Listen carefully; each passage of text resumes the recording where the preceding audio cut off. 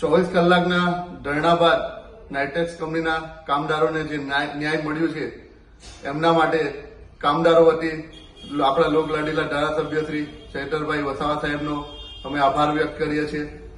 ત્યારે આવતીકાલે એક સમાચાર મળ્યા હતા કે આદરણીય મહેશભાઈ વસાવા જે કોંગ્રેસમાં જોડાયા છે એ કોઈ નવી વાત નથી।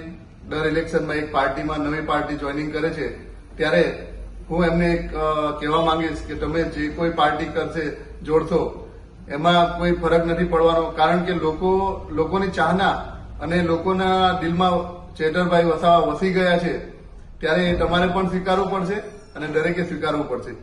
ત્યારે એક સમય હતો જ્યારે આપણા આદરણીય છોટુ દાદા જેમના આગેવાનીમાં ભરૂચ જિલ્લો, નર્મદા જિલ્લો જ્યારે પણ કોઈ પાર્ટીએ સરકાર બનાવવી પડતી હોય ત્યારે કિંગમેકરની ભૂમિકા ભજવતા હતા।